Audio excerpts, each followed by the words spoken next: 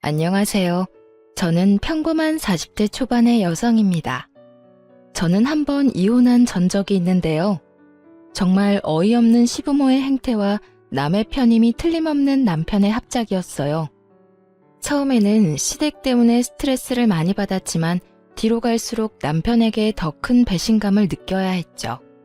오늘은 그에 대한 이야기를 해보려 합니다. 남편과 저는 같은 직장에서 만났어요. 이름만 대면 아는 대기업에서 만나 사랑을 나누었으니 남들은 시집 잘 간다고 축하해주기도 했어요. 저는 원래 시골에서 나고 자랐는데 대학을 서울로 오면서 대기업에 취직한 케이스였어요. 당연히 저희 부모님은 시골에 계셨고요. 남들은 시골에서 올라왔다고 하면 부모가 농사 짓는다고 생각하며 힘들게 살았을 거라고 생각하지만 사실 저는 그런 생활과는 거리가 멀었어요. 할아버지 때부터 저희 집안은 동네 유지였고 땅과 건물을 여럿 가지고 있는 알부자였거든요. 아버지는 심지어 농사 짓는 분도 아니셨어요. 도시 쪽에 얻은 부동산으로 임대 수익을 얻으며 생활하셨거든요. 그래서 어린 시절부터 가난하게 살지는 않았어요. 다만 부모님 두 분 다 알뜰한 분들이라 허투루 돈을 쓰신 적은 거의 없었어요. 아버지도 자잘하게 돈을 쓰는 일은 거의 없으셨고 한번 돈을 쓸 때는 통 크게 쓰는 편이었어요. 딸, 돈을 쓸 때는 말이다. 무조건 남들이 우와 하고 감탄할 만큼 써야 해. 그리고 쓰지 않을 때는 악착같이 아껴야 하고 왜인지 알겠어? 돈을 써야 할 때 찔끔찔끔 쓰면 해주고도 욕을 먹거나 상대방이 내가 도움을 줬다는 사실을 잊게 되는 일이 허다하거든. 그러니까 절대로 돈 쓸 때는 아끼지 말거라. 그리고 상대방이 나를 무시하는 것처럼 보일 때도 큰 돈을 써서 내가 쉬운 인간이 아니라는 걸 보여줘야 한다. 선수 필승, 그거야 그거. 그게 아버지의 입버릇이었어요. 돈을 쓰려면 남들이 다 감탄할 만큼 크게 쓰고 쓰지 않을 때는 악착같이 아끼라는 거요. 여하튼 그런 부모님 밑에서 자라 서울에 올라오니 참으로 부드럽고 나긋나긋한 남자들이 많더군요. 남편은 그런 면에서 탁월한 사람이었어요. 착실하고 순한 사람이었죠. 저는 순한 사람은 아니었어요. 부모님의 가르침 덕분에 기가 세고 크게 외부의 자극에 흔들림 없는 어른으로 컸거든요. 그런 제게 남편의 그 상냥함은 정말 별 3개였어요. 그래서 더 끌렸던 건지도 모르죠. 그런 성격이 어디서 나온 건지 알았더라면 분명 이렇게까지 끌리지 못했을 거예요. 하지만 사랑이라는 게 그렇잖아요. 사람을 눈 멀게 만드는 것이니까요.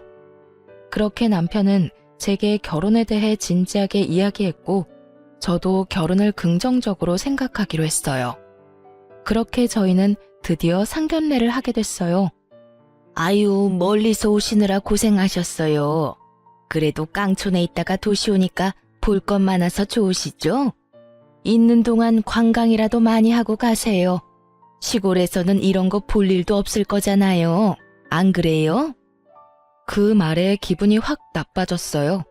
깡촌과 시골이라는 말을 하며 은근히 지방 사는 부모님을 무시하는 것 같은 기분이 들었거든요. 게다가 친정 부모님을 앞에 두고도 머리끝부터 발끝까지 훑어 내려가며 두 분의 차림을 확인하는 것 같은 눈길도 마음에 안 들었어요. 그리고 그분들의 눈이 저희 어머니가 가진 명품 가방에 눈길을 주더군요. 어머니는 명품을 좋아하시지 않지만 딱 하나 어디 중요한 날에 들려고 사두신 것인데 그걸 보고 이번에는 시모가 말했어요. 사부인, 제가 이런 말 하는 거 너무 고깝게 듣지 마세요. 그런데 아무래도 이건 좀 아니라서 도시에서 이렇게 가짜 가방을 메고 다니면 사람들이 흉을 봐요. 비싼 거 흉내내서 들고 다니려고 하지 말고 사부인한테 맞는 걸 들고 다니세요. 아니면 교양 없는 사람들이 꼭 한 소리 한다니까요. 제가 어머니를 매장에 직접 모시고 가서 산 가방이었는데 마치 짝퉁이라고 확신하는 시모의 발언은 그야말로 본인 말대로 교양 없이 느껴졌어요. 그 와중에 저와 남편은 그 사이에 끼어들지도 못하고 당황한 모습으로 조마조마하게 그 모습을 지켜볼 뿐이었어요. 그때 저희 아버지가 그러더군요. 가방은 매장에서 직접 산 물건입니다. 그런데 가짜를 운운하신 걸 보면 사부인께서는 보는 눈이 없으신 것 같군요. 좀 더 사람과 물건 보는 안목을 기르지 않으면 사업도 많이 힘들 텐데 걱정이네요. 무시하는 발언에 걱정과 비난을 섞은 말로 응수하는 아버지였어요. 보는 제가 다 조마조마했죠. 심지어 아버지 표정은 너무 평온해서 기분이 나쁜 건지 안 나쁜 건지도 모르겠더라고요. 그게 진짜 물건이라고요? 죄송하지만 사돈께서는 어떤 일을 하시는지 저희는 지방에 계신다는 말밖에 듣지를 못해서. 제가 남편을 째려봤죠. 분명히 제가 아버지가 무슨 일을 하는지 알려드렸는데 남편이 이야기를 제대로 하지 않았다고 생각할 수밖에 없잖아요. 그러자 남편이 화들짝 놀라며 시모에게 다급히 말하더군요. 어머니, 제가 저번에 부동산 임대업 하신다고 말씀드렸잖아요. 바쁜 날 말씀드려서 깜빡하신 모양이네요. 장인어른께서는 지방에 땅과 건물을 가지고 계세요. 그제야 시모가 고개를 끄덕이며 새삼스러운 눈빛으로 저희 친정 부모님을 쳐다보더군요. 아무것도 없는 깡촌에서 농사짓다가 올라오신 분이 아니라는 걸 알아서인지 이내 생긋 웃더라고요. 솔직히 기분이 더러웠어요. 아버지가 대놓고 빈정거렸는데도 그걸 신경 쓰지도 않고 금방 태세 전환하는 모습이 좀 징그럽다고 해야 하나요? 그리고 그 이후로 식사가 나오면서 시부모는 저희 부모님을 다시 무시하기 시작했어요. 아무래도 지방에 있으면 이런 거 먹을 일이 없지요. 저희가 바빠서 서울까지 오게 한 것도 죄송해서 아들에게 고급 음식점으로 예약하라고 이야기해놨습니다. 좀 비싸긴 하지만 그래도 이런 격식 있는 자리에 딱 맞는 가게이긴 하죠. 일부러 독립된 방으로 예약했어요. 아무래도 테이블 매너 같은 것도 모르실 텐데 남들한테 보이기까지 하면 좀 그렇잖아요. 가치 있는 우리 수준도 무시하게 될 테고 그러니까 편하게 드세요. 말투는 굉장히 격식이 있는 것처럼 보였는데 실상 말을 뜯어보면 대놓고 저희 가족을 무시하는 발언을 교묘하게 섞어서 말을 하고 있더군요. 시모와 시부의 모습에 저는 이 사람들이 저랑 남편의 결혼을 반대하는 거 아닌가 하는 생각까지 들 정도였어요. 그리고 식사에 들자마자 시부모는 본론부터 말하더군요. 저희는 결혼이 참 중요한 일이라고 생각하고 있어요. 그리고 사돈될 사람들 성품과 지위도 중요하다고 생각하고요. 하나뿐인 아들인데 어떻게 함부로 장가를 보낼 수 있겠어요? 사돈도 딸 시집 아무한테나 보내고 싶지는 않을 거잖아요. 그렇죠. 도대체 무슨 말을 하려고 저렇게 장황하게 뜸을 들이나 했는데 그 다음에 튀어나온 말은 당황 그 자체였어요. 그래서 말인데 결혼하게 되면 어떤 식으로 지원을 해줄 것인지 그게 궁금하네요. 저희 아들이 이런 말하면 제 얼굴에 금칠하는 것처럼 보이겠지만 정말로 어딜 가서 빠지는 얼굴도 아니고 직장도 대기업으로 아주 좋잖아요. 그리고 무엇보다 성격도 어찌나 착한지 이런 우량 물건 데려가시려면 그에 상응하는 무언가가 오고 가야 하는 게 정상이 아닐까 하는 생각이 들어서요. 시모 말은 우리가 내거는 조건에 따라 결혼을 승낙할지 말지 결정하겠다는 뉘앙스였어요. 나를 잡기 위해 상견례를 하는 줄 알았는데 결혼을 시킬지 말지도 아직 결정 못했다는 시모 말에 저는 눈앞이 하얘졌습니다. 도대체 뭐 하는 사람들인가 싶었죠. 그래서 사부인께서는 어떤 조건을 원하시는지 저희도 저희 딸이 어디 한 군데 빠진다는 생각은 안 합니다. 이만하면 얼굴도 예쁘고 아직 젊기도 하고 직장도 좋죠. 그리고 막내에다가 하나뿐인 딸이라 그런지 저도 마음이 많이 쓰입니다. 그런데 자네 집은 어떻게 할 생각인가? 아, 네. 저희는 일단 전세부터 시작할 생각입니다. 저희는 대출이 잘 나와서 가능할 것 같습니다. 그리고 서울 외곽 쪽이면 돈도 좀 덜 들어서 그쪽으로 알아보고 있습니다. 집 살 돈은 얼마나 되지? 저는 5천만 원 정도 모아놨고 부모님이 1억 정도 마련해 주신다고 하셨어요. 나머지는 부부 둘이서 대출로 마련할 생각입니다. 아버지가 곰곰이 생각하더니 한마디를 툭 던졌어요. 1억 5천만 원 가지고는 서울에 괜찮은 집 마련하기가 불가능하다는 것쯤은 나도 잘 알고 있네. 그러면 내가 우리 딸아이를 위해서 신혼집을 마련해 주도록 하지. 20평대로 자네 회사 근처로 집을 찾아보게. 집은 내가 사주겠네. 그 말에 시댁 사람들 눈이 엄청 커져버렸어요. 본인들도 놀란 모양이었죠. 사돈, 서울에서 집을 사주는 건 몇 억 가지고 되는 문제가 아니에요. 아무리 구축이고 오래돼도 얼마나 비싼지 모르고 그런 말씀 하시는 것 같은데. 저도 압니다. 서울에도 제 건물이 있거든요. 평생 부동산 쪽에 있었는데 서울 시세도 모를까 봐요. 대출 같은 거 끼면 아까운 이자만 나가니까 저도 우리 귀여운 막내딸을 위해서 돈 쓰는 거예요. 그렇지 않아도 사돈댁이 사업하면서 큰돈 만지는데 우리 딸이 결혼해서 주눅 들면 안 되지 않습니까? 결혼은 격이 맞는 사람들끼리 한다는데 격이 안 맞다고 상대방이 생각하면 우리가 돈이라도 많이 써야지요. 마음 같아서는 다른 남자 데려오라고 하고 싶지만 딸애가 좋다고 하니 제가 힘 좀 쓰는 겁니다. 예상과 다르게 흘러가는 상견례에 저는 당황하기만 했어요. 아버지가 집 살 때 도움을 주겠다고 하시긴 하셨지만 나머지는 남편과 알아서 마련하라고 했었거든요. 그런데 갑자기 제게 신혼집을 사주신다니 저야말로 당황했죠. 어머나, 그러면 저희야 좋지요. 요즘 시대가 많이 변했잖아요. 꼭 신랑 쪽에서 집을 할 필요도 없는 거죠. 그럼 아들, 그 5천만 원은 필요 없는 돈이니까 아껴두고 너희 결혼 후에 필요한 일이 있으면 쓰렴. 사돈 어른께서 이렇게 통 크게 집을 사주신다고 하시니 얼마나 다행인지 모르겠네요. 참 좋은 분들하고 사돈을 맺게 돼서 참 기쁩니다. 신혼집을 저희 아버지가 산다는 말에 시모의 말투는 완전히 바뀌었어요. 완전히 저희를 인정하겠다는 말투였죠. 그런데 갑자기 시부가 싱긋 웃으며 아버지에게 한마디를 툭 던졌습니다. 그런데 사돈, 신혼집은 공동명의로 하는 건 어떻습니까? 요즘 사람들 한쪽에서 집해와도 다들 공동명의 합니다. 그래야 결혼도 오래 지속되고 안전하죠. 요새 워낙 배우자 몰래 집을 가지고 장난치는 사람들이 많아서 아무래도 걱정이 좀 되잖아요. 물론 우리 며느리 될 아기가 그렇다는 말은 아닙니다.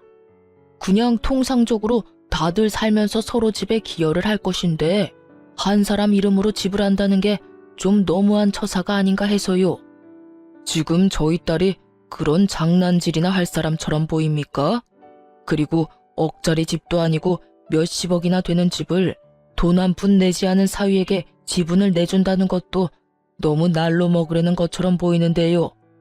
사돈께서 농담을 하는 건지 진담을 하는 건지 모르겠군요. 만약 공동명의로 꼭 하셔야겠으면 저는 빠지겠습니다. 집을 사주지 않을 테니 알아서 하시는 게 나을 것 같군요. 아니요, 아닙니다. 당연히 농담이었죠. 조크였습니다, 조크. 요즘 워낙 세상이 흉흉해서 말이죠. 그냥 농담이었으니 걱정하지 마시죠. 정말로 농담이었다는 듯 웃으며 이야기하는 시부를 보며 아버지는 묵묵히 그 자리에서 식사만 했어요. 마음에 안 들어하는 모습이 역력했죠. 저는 시부모 때문에 이 상견례를 망쳐버렸다고 생각했어요. 결혼을 못할지도 모르겠다는 생각도 들었죠. 남편도 당황한 기색이 가득했고 저는 시부모 때문에 우리 결혼이 틀어질까봐 밥도 제대로 삼키지를 못했어요. 그렇게 간간히 시모와 저희 친정엄마의 대화만 오가던 상견례가 끝이 났어요. 저는 저희 부모님을 호텔에 모셔드리러 나왔고 남편은 남편대로 시댁 식구들을 집에 데려다 주러 갔어요. 저희 가족만 남았을 때 아버지가 그러더군요. 딸, 사위 될 남자 괜찮은 거 맞냐? 저런 생각 없는 인간들 밑에서 제대로 된 아들이 나올 리는 없는데 참 이상하네. 내가 저번에 봤을 때 사위는 참 겸손하고 순수해 보이던데 부모들은 왜 저렇게 무례하지? 나도 저번에 시댁에 인사드리러 갔을 때는 저 정도가 아니었어요. 상견례라고 힘 좀 주셨나? 근데 아빠, 집을 사준다니 그거 엄마랑 이야기된 거 맞아요? 옆에 있던 친정엄마는 고개를 절레절레 저었어요. 아버지가 그 자리에서 즉흥적으로 한 말이라는 거였죠. 서울 집값 장난 아니에요. 아버지 가지고 있는 건물까지 팔아야 할 텐데. 딸, 사람이 죽으면 가지고 가지도 못하는 게 재산이다. 너 그런 집에서 돈도 없이 들어가면 얼마나 구박받겠냐? 딱 봐도 인상 좋은 사람들은 아니잖아. 그러니까 초반에 저 기세를 꽉 눌러야 해. 그나마 이 아비가 뼈 빠지게 벌어놓은 돈이 있으니 그걸로 크게 한 대 후려치고 시작하는 거지. 그렇다고 해서 그 큰 돈을... 그것보다 더 중요한 게 있어. 너 절대로 네 남편한테 공동명의 해주지 마라. 네 남편이 괜찮은 사람이라고 해서 저 사돈들이 괜찮은 사람인 건 아니잖아. 아까 돈 한 푼 안 낼 거면서 공동명의 이야기하는 거 봤냐? 농담이라고는 했지만 농담은 아니었을걸? 내가 신혼집 해주겠다는 말 듣고 호구라고 생각했을지도 모르지. 딸이 원하는 건 다 들어주는 딸바보라고 생각했을지도 모르고. 그런 인간들은 나중에 뒤로 무슨 짓을 하는지 알 수 없는 거야. 내가 젊을 때 사기 많이 당해봤잖아. 그러니까 첫째도 의심, 둘째도 의심이야. 알았어? 서울에 대학을 갈 때부터 아버지의 입버릇은 모든 것을 의심하라는 거였어요. 사실 그 덕에 범죄 피해를 잘 빠져나갈 수 있긴 했죠. 서울이 이상한 곳이라기보다는 엄청난 사람이 여기저기서 몰려오니 확률적으로 범죄를 맞닥뜨릴 일도 많다는 거거든요. 게다가 일거수일투족이 다 소문나는 시골과 달리 서울이라는 곳이 워낙 크고 이웃 간에 가깝지 않은 곳이기도 하니까요. 그래도 아버지가 결혼을 하지 말라고 하지 않은 건 남편의 착한 모습 때문이었을 거예요. 그렇게 저희는 결혼을 할 수 있게 됐죠. 결혼을 하고 시댁에 갈 일은 많지 않았어요. 남편이 불편한 제 마음을 헤아려줬고 시댁과의 만남을 최대한 피할 수 있게 해줬거든요. 그런데 결혼하고 1년쯤 지났을 때 시댁에 큰일이 벌어졌어요. 시부가 하던 사업이 실패하면서 시댁 집까지 팔아야 하는 상황이 되어버렸거든요. 그전에도 사업이 잘 안 돼서 2번 망한 적이 있긴 했는데 그때는 본인들이 가진 돈으로 사업을 하다 망했고 이번에는 투자금까지 받아서 어떻게 해보려다 망한 거라 그 투자금을 다 돌려줘야 하는 상황이 된 거죠. 한마디로 크게 일 벌리다가 망해버린 거예요. 투자금이라 해봐야 얼마 되지는 않았지만 집을 날려버리기에는 충분한 금액이었어요. 그렇게 몇 날 며칠을 시댁과 저희 집을 오가며 근심이 가득하던 남편이 제게 그러더군요. 혹시 우리 집 담보로 대출 좀 받을 수 있을까? 대출 받은 건 내가 다 낼 거야. 지금 좀 급해서 그래. 부모님 지금 당장 살 곳도 없으시고. 그 말에 정신이 번쩍 들었어요. 상견례 끝나고 했던 아버지 말이 생각났거든요. 아빠한테 물어볼게. 내 명의이긴 하지만 아버지 돈으로 낸 집인데 내가 그런 중요한 걸 선택하는 건 좀 아니잖아. 잠깐만 기다려봐. 저는 아버지와 통화를 했고 아버지는 그걸 듣더니 절대로 집 담보로 대출 받지 말고 일단 남편 데리고 친정에 한번 내려오라고 하더군요. 그렇게 남편을 데리고 친정에 갔어요. 남편은 저희 아버지가 혼날 거라고 생각했는지 안절부절 못하는 모습이었어요. 그래, 자네 돈이 필요하다고? 네, 저희 부모님 사업이 망해서 지금 당장 집 얻을 돈도 없어서요. 집을 담보로 대출을 받으려고 하는데 장인어른 허락을 받아야 한다고 해서. 자네 집 살 때 쓰려던 5천만 원은 어쩌고? 그걸로 부모님 집 얻어드리면 되지 않나? 그게 사업 망하고 빚쟁이들이 밀려오는 바람에 제 돈까지 부모님이 빌려가셨어요. 저는 지끈거리는 머리를 손바닥으로 감쌌어요. 이 시부모들이 남편이 모아놓은 돈까지 싸그리 끌어당겼었던 거예요. 남편은 저에게 말도 없이 그 돈을 시댁에 홀라당 줘버렸고요.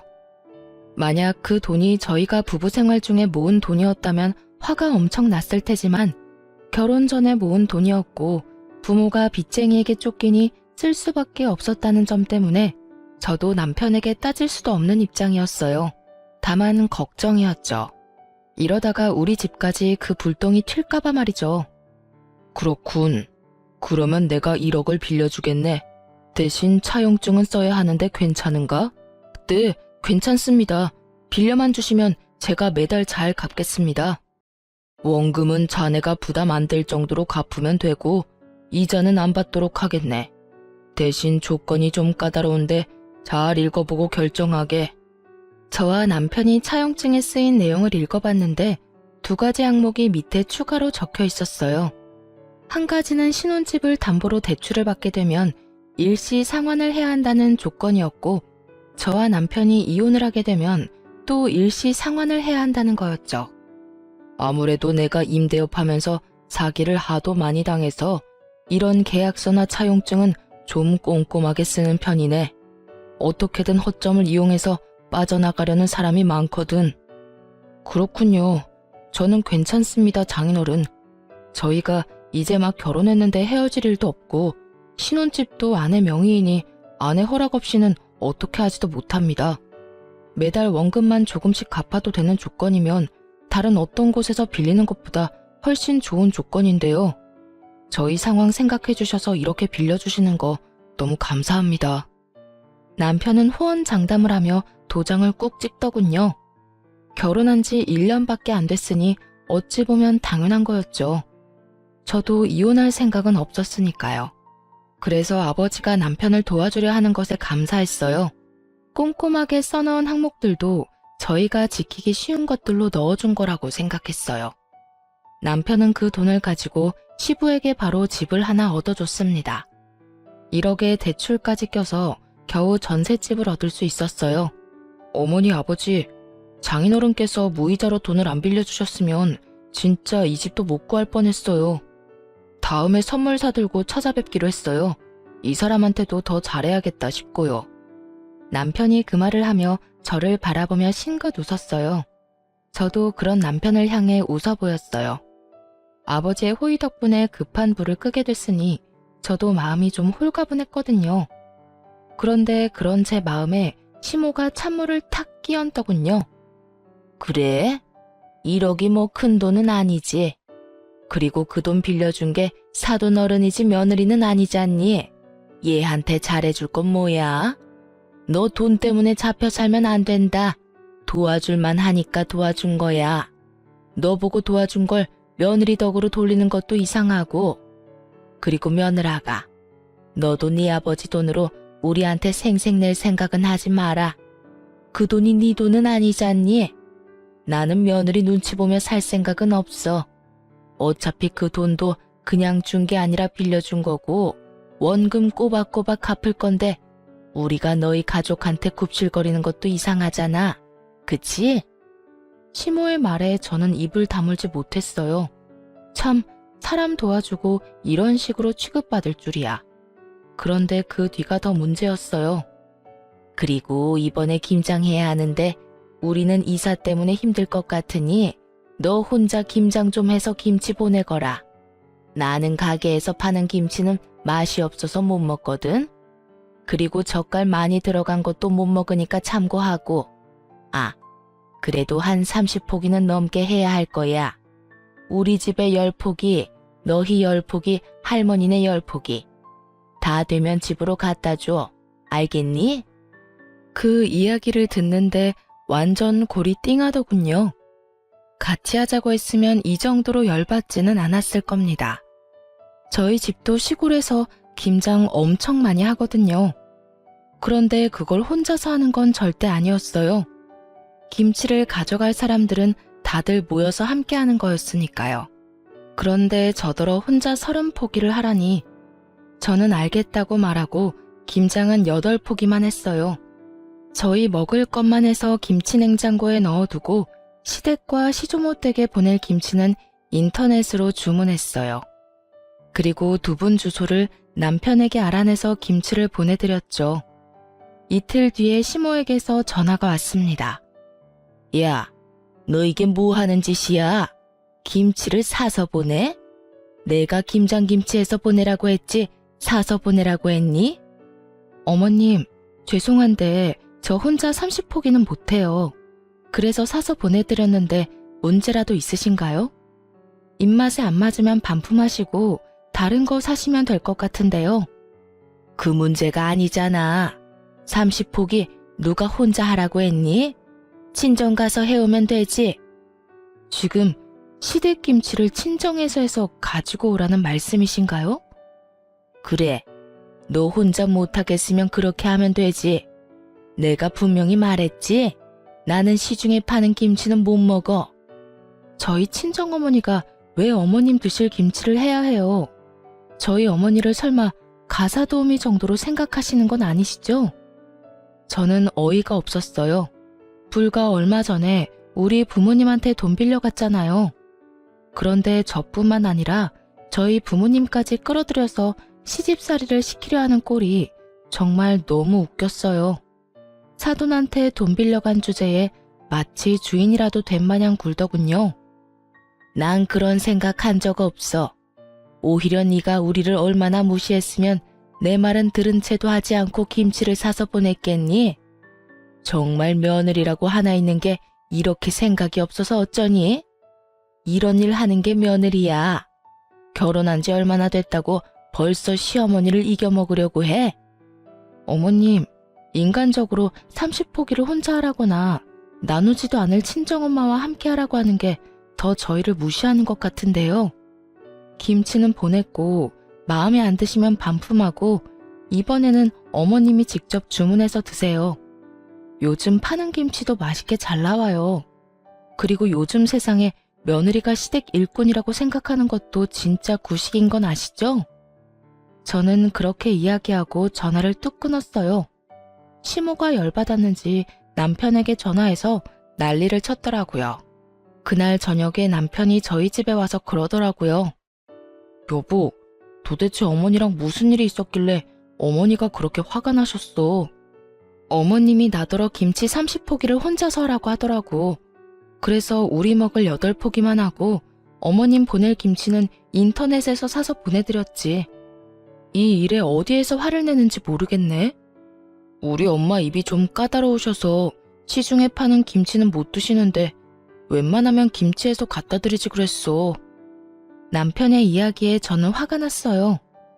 그러면 김장을 같이 하자고 말씀하셨어야지. 나 혼자 30포기를 어떻게 하라는 말인데? 그럼 당신이 나랑 같이 김장할래? 그리고 어머님이 우리 친정엄마까지 끌어들였다고. 장모님을? 그래. 30포기 혼자 하기 힘들어서 안 했다니까. 그러면 친정엄마랑 같이 해서 보내야 했던 거 아니냐고. 우리 엄마가 식모야? 김치 만들어서 시어머니한테 갖다 바치는 게 말이 되냐고. 이참에 이야기할게. 당신 어머님한테 이야기 좀 해. 제발 상식적으로 행동하시라고.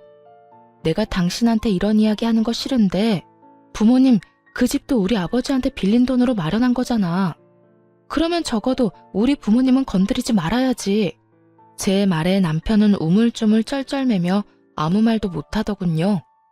겨우 시어머니에게 이야기해보겠다는 말을 들었을 뿐이죠. 그런데 며칠 뒤 더 경악할 만한 일이 벌어졌어요. 시모는 제 상상을 뛰어넘는 뻔뻔함을 지녔더라고요. 돈 1억을 남편이 빌려갔는데 저희 어머니에게 전화해서 돈을 더 요구했다고 하더군요. 얘, 너희 시어머니 진짜 너무한다. 우리더러 돈 많으니 돈 좀 더 달라며 돈 맡겨놓은 사람처럼 떼를 쓰는데 아휴, 내가 정신이 없어서 너희 아버지 바꿔줬더니 너희 아버지랑 싸우고 난리가 났어 얘. 저는 정신이 아득해지는 걸 느꼈어요. 결국 친정아버지가 화가 잔뜩 난 채로 저희 집에 찾아왔어요. 그리고는 시댁 어른들 불러오라며 난리였죠. 결국 남편에게 시부모님 모시고 오라고 전했어요.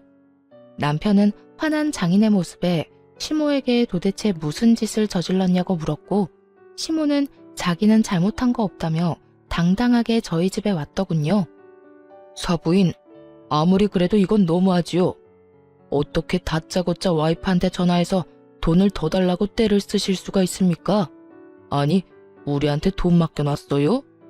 애들 신혼집도 제가 해줬고 사돈 빚쟁이한테 쫓긴다는 말에 1억 빌려준 것도 접니다. 그런데 또 전화 와서 돈을 빌려달라뇨. 이 정도면 제가 많이 해드린 것 같은데 도대체 저희를 어떻게 생각하길래 그렇게 편하게 전화해서 돈을 빌려달라고 하십니까?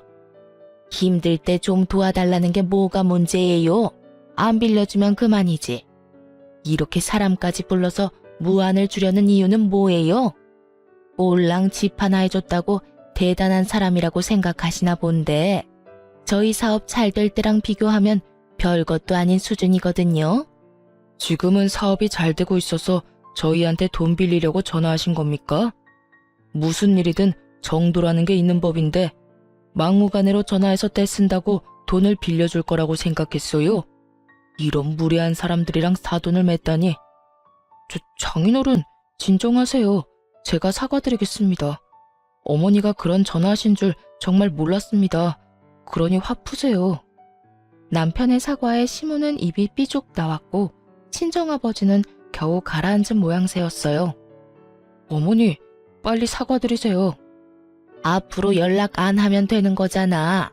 이런 일로 사과는 무슨 사과야. 내가 큰 죄를 지은 것도 아니고. 그렇게 말하며 시모는 자리를 떴습니다. 아버지는 남편에게 경고했어요. 자네, 한 번만 더 이런 일로 우리를 실망시키면 딸아이가 이혼 안 하겠다 하더라도 내가 데려와 버릴 거야. 그렇게 이 사건은 남편의 빠른 사과 덕분에 겨우 봉합이 됐어요. 하지만 생각 없는 시모의 기행은 그걸로 끝나지 않았어요. 저희 부부는 결혼과 동시에 아이를 가지려고 애를 썼는데 1년 반 동안 아이가 생기지를 않았어요.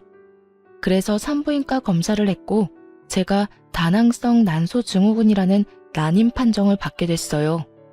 의사 말로는 불임은 아니고 난임이라고 아주 드물게 자연 임신이 되는 경우가 있긴 하지만 임신을 하더라도 유산이 잦을 거라고 하시더군요. 그에 비해 남편은 정상이었죠. 제 탓으로 아이가 생기지 않는다는 생각에 무척 힘든 시간을 보냈어요. 그래도 치료를 하면 임신 확률을 조금은 높일 수 있다는 말에 좋다는 치료는 다 해가며 임신을 준비했어요. 시댁에는 비밀로 하려고 했지만 남편이 그 이야기를 시모에게 이미 해버렸더라고요. 난임 판정을 받고 한 달 뒤에 시모가 저희 집에 연락도 없이 찾아왔더라고요. 그때 집에는 저와 남편 둘 모두 있었어요. 그런데 시모는 들어올 때 표정부터가 아주 의기양양했죠. 무슨 이야기를 하려나 싶었는데 그 이야기를 꺼내더군요. 너 난임이라는 말 들었다. 하자 있는 며느리를 들였다니. 너 옛날 같으면 이거 아주 큰 문제였다는 거 알고 있니? 어떻게 결혼 전에 검사도 안 해보고 결혼을 했어? 우리 집안 대가 끊기는 일인데 이건 이혼감이야, 이혼감. 하자 있는 며느리, 이혼감. 이런 말을 듣고도 아무 말 못하고 있는 제가 정말 너무 싫고 화나고 열받았어요. 그런데 시모가 가만히 듣고만 있는 저를 보더니 한마디 더 하더군요. 네가 우리 집안에 이렇게 큰 누를 끼쳤으니 원래라면 이혼을 시켜야 맞는 일인데 내가 교양 있는 사람으로서 그런 짓은 못하지. 다 봐줄 테니 너도 우리 집안의 성의를 보여라. 그러면 문제 있는 너도 우리가 잘 품어줄 테니까. 성의요? 성의를 보이라는 말에 제가 되묻자 시모가 그러더군요. 당연히 성의를 보여야지. 한 5억 정도면 가능할 것 같은데 사실 5억도 작지. 네가 하는 짓이 우리 집안 대를 끊게 만든 건데 이 정도로 넘어가는 걸 다행으로 생각해야 하지 않겠니? 아, 그리고 이 신혼집도 공동 명의로 해놔. 우리 아들 아기를 얼마나 좋아하는지 알지? 그런 애가 평생 애 없이 살아야 하는데 당연히 그 정도는 해줘야 하지 않겠어? 이 엄청난 요구에 저는 그저 헛웃음만 나왔어요. 제가 악몽을 꾸고 있는 건 아닐까 착각할 정도였으니까요. 어머님, 제가 그 성의를 안 보여주면 어떻게 되는 건가요? 당연히 이혼이지. 너 대를 잇지 못하는 게 얼마나 큰 건지 몰라서 그래? 아들, 네가 말해봐라. 우리 집안이 어떤 집안이야? 애가 없으면 절대로 안 되는 집안 아니니? 당장 네 할아버지부터가 당장 이혼하라고 난리 날 거다. 당신 어머님 말에 동의하는 거야? 저는 허수아비처럼 서 있던 남편에게 물어봤어요. 어? 시모의 눈치를 보던 남편이 한참 망설이다 한마디 했어요. 나도 그렇게 생각해. 형제가 있는 것도 아니고 남자는 나뿐인데. 게다가 나는 엄마 말처럼 애 좋아하고 애가 있었으면 좋겠거든. 들었지? 이거 봐. 네 남편조차도 그렇게 생각하잖니. 그래서 이혼하자는 말이야?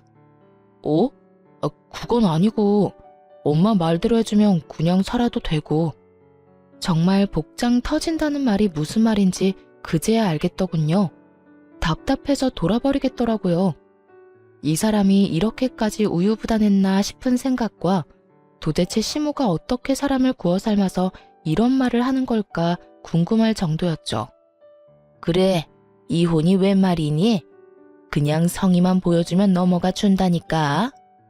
딱 봐도 임신이 되고 안 되고가 문제인 게 아니었어요. 저 성이라는 말로 포장된 돈이 갖고 싶을 뿐인 거였죠. 그런데 정말 열받는 건 시모의 그런 얄팍한 생각에 남편 놈도 동의를 하고 있다는 거였어요. 애가 좋아서 저와 이혼을 하고 다른 여자를 만나고 싶었다면 그냥 이혼을 하면 되는 일이었죠. 그런데 그런 말을 하면서 이혼은 안 하고 그냥 살자니 돈 때문인 게 너무 티가 나잖아요. 남편의 그 모습이 저에게는 정말로 의외였어요. 여태껏 워낙 착한 모습을 보여왔으니까. 남편이 변한 건지 남편이 시모에게 가스라이팅을 당한 건지 감이 오지 않더군요. 시모에게는 원래부터 좋은 감정이 없었지만 남편에게는 처음으로 분노와 배신감을 느끼게 됐어요. 그리고 이쯤 되니 그냥 다 포기해버리고 싶었어요. 이혼한다 해도 저한테 불리할 건 전혀 없으니까요. 그냥 이혼할게요. 당신도 애가 가지고 싶다며. 그러면 나랑 이혼하고 다른 여자 만나. 저의 이혼 선언에 시모가 깜짝 놀라더군요. 너 정말 이혼할 거야? 이혼하면 너한테 불리한 거 알고 있니? 너 임신 안 되는 것도 이혼 사유다. 그리고 재산 분할 같은 것도 똑바로 해야 하고 위자료도 내라면 확실하게 내야 하는 거 알지? 그리고 이혼도 네가 먼저 이야기한 거니까. 불리하든 말든 이혼하자고요. 그거 원하시는 거 아니었어요? 애도 못 낳는데 뭐하러 같이 살아요? 지금 보니까 저 남자 나한테 마음이라고는 한 조각도 안 남은 빈 껍데기처럼 보이는데 원하시는 대로 하세요. 5억의 공동명의 어디서 날로 먹으려고? 일단 지금 당장 둘 다 이 집에서 나가세요. 여기 내 집이니까. 당신도 나랑 이혼하고 싶다고 했으니 이 집에서 나가고. 그렇게 두 사람을 내쫓고는 이혼 소송을 진행했어요. 아버지는 오히려 잘 됐다며 이혼 판결만 나면 빌려준 돈 싹 다 가져오자며 아주 벼르고 계셨어요. 위자료도 다 뜯어내자고 말이죠. 남의 딸 눈에 눈물 나게 만들면 제 자식 눈에도 피눈물 나는 거 알아야 한다면서 아주 이를 갈고 계시더라고요. 그런데 이혼 소송이 진행될수록 뭔가 자기들이 생각한 것이 아니라고 생각했나 봅니다. 시모가 저희 친정어머니에게 전화를 했다고 하더라고요. 제가 시모 전화번호를 스팸 처리해 놓은 바람에 생긴 일이었죠. 제가 연락도 안 되고 얼굴도 못 보니 결국 저희 친정엄마에게 전화해서는 며느리한테 잘 좀 이야기해 주라고 이혼 없던 일로 하면 안 되냐고 전해달라고 했다는 거예요. 정말 뻔뻔하기가 대단한 사람들이야. 내 딸 가슴에 대못을 박아놓고 뭐? 내가 진짜 얼굴이 앞에 있었으면 머리끄댕이를 잡아당겨서 머리털을 다 뽑아놨을 거야. 저것들이 아직 제정신을 못 차렸어. 이제 와서 보니까 자기들한테 전혀 유리한 조건의 이혼이 아니었다는 걸 알아챈 거지. 보통은 이혼하기 전에 다 알아보는 거 아니야? 내가 이혼 안 하고 돈 줄 거라고 철석같이 믿었나 봐. 임신 안 되는 것도 서러운데 돈까지 내고 서러워야 해? 그런 취급 받을 바에야 평생 혼자 살고 말지. 그런데 시모의 그 연락이 끝일 거라고 생각했는데 일 끝나고 회사에서 나오는데 남편 놈이 저를 기다리고 있더군요. 같은 회사지만 부서가 달라 필사적으로 피해 다녔는데 결국은 출입구에서 기다리고 있으니 피할 방법이 없었죠. 남편은 굉장히 어정쩡한 얼굴로 저를 기다리고 있었어요. 미안한 것도 아니고 화난 것도 아니고 딱 누가 시켜서 찾아온 것 같은 얼굴이요. 얼떨떨한 표정으로 저를 부르더라고요. 난 당신하고 할 말 없는데?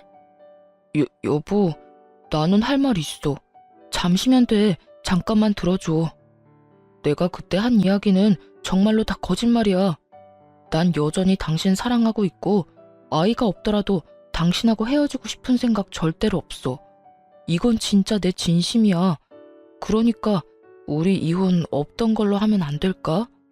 당신 없으니까 너무 허전하고 힘들어. 웃기고 앉아있네. 당신 그거 전혀 진심으로 안 들려. 그런 말 하고 싶었으면 내가 어머님한테 그런 취급 받았을 때 했어야지. 이혼 이야기 나오기 전에 했었어야 맞는 거지. 그랬으면 난 당신 하나 바라보면서 혼인관계 유지했을 거야. 그런데 너 뭐라 그랬냐? 그때 진짜 얼토당토 않은 말도 안 되는 말 짓거렸지? 미친놈. 오늘 이렇게 찾아와서 이야기하는 것도 그래. 딱 보니 답 나오네. 어머님이 그렇게 말하라고 시켰지? 제 말에 남편놈이 아무 말 못하고 고개를 숙여 제 눈을 피하더군요. 침묵은 긍정이라는 말이 있죠. 아무 말 못하는 남편놈을 보니 감이 오더라고요. 저는 남편을 앞에 두고 시모에게 전화를 걸었어요. 어머님, 아들 반품한 거 취소 안 할 거예요. 반품하라고 한 것도 어머님이면서 왜 다시 돌려주려고 하세요? 그러지 마세요. 이미 애착 같은 거 없어요. 이혼소송 불리하게 진행되는 것 같아서 속상하신 건 알겠는데 그러게 왜 처음부터 알아보지도 않고 일을 진행해서 이렇게 후회할 짓을 만들었어요? 어쨌든 이런 식으로 저희 부모님한테 연락하거나 이 인간 이용해서 이혼 번복하려고 하지 마세요. 저는 이혼 꼭 할 거니까요. 며느라가, 아가, 내 말 좀 들어봐라. 나는 당연히 결혼을 했으니 재산 분할이 조금이라도 될 줄 알았어. 그런데 혼인 기간이 짧으면 그게 인정이 안 될 가능성이 높다네. 그리고 나는 차용증에 대해서 제대로 몰랐지 않니? 그런 항목이 있었으면 절대로 이혼 이야기도 안 꺼냈을 거야. 이혼하면 빌린 돈을 무조건 갚아야 한다는 조건이라니 너무하지 않니? 아무리 그래도 우리 사정도 봐줘야지. 어떻게 지금 당장 1억을 어디서 구해? 그건 그쪽 사정이고요.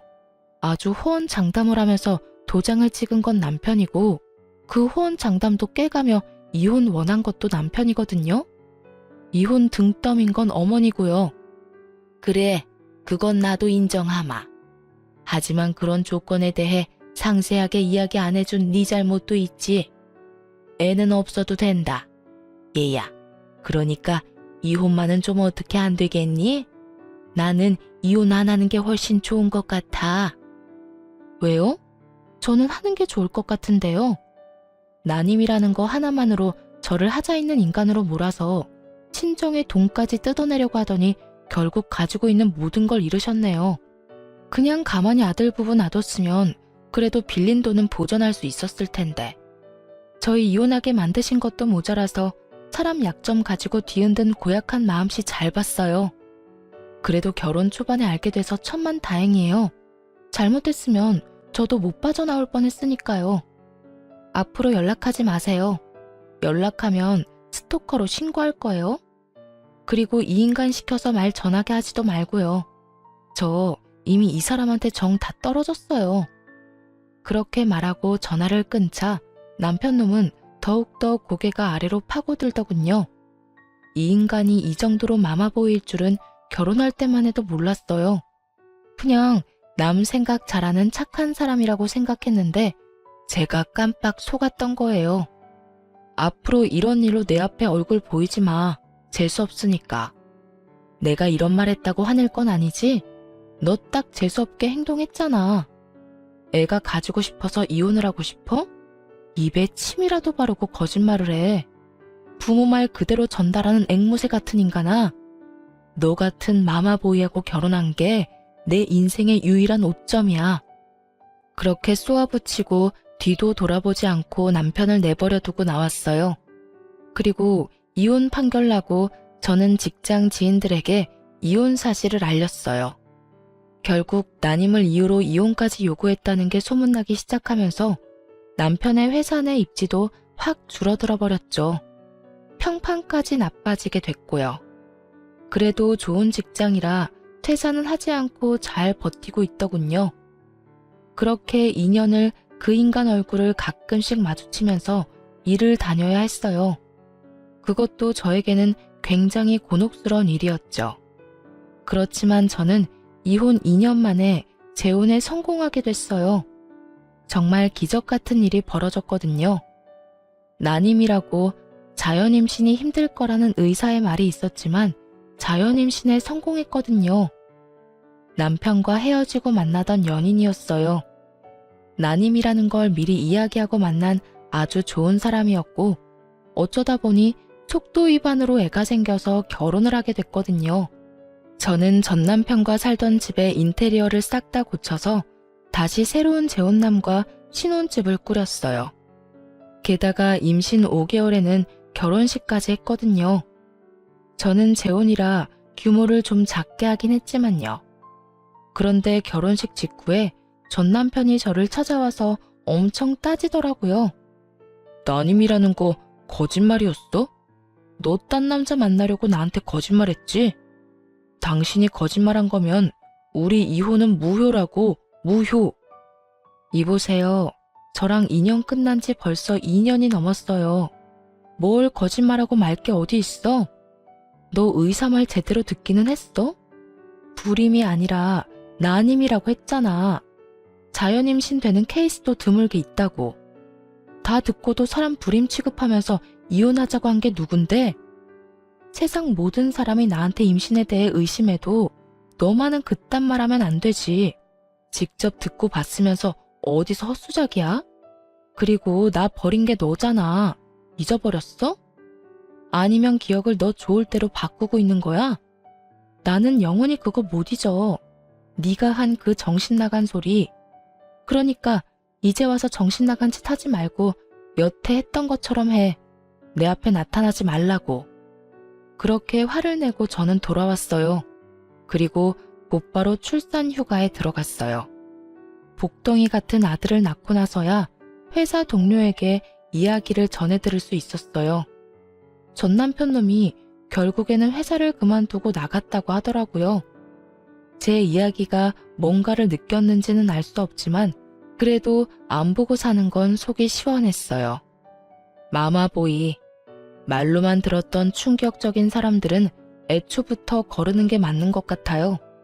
사람 착해 보이는 모습으로 눈을 속일 수 있으니 글 읽고 계신 분들도 주의를 기울이시는 게 좋을 거예요. 정말 처음에는 아주 감쪽 같은 정상인처럼 보이거든요. 어쨌든 저는 외동아들 키우며 힘들지만 즐거운 날들을 보내고 있어요. 애를 키우면 엄청 힘든데 그 힘든 일들이 전 남편과의 결혼 기간에 비하면 훨씬 수월하더라고요. 앞으로도 재혼한 남편과 아이와 행복하게 지낼 거예요. 푸념 같은 저의 긴 글 읽어주셔서 감사합니다.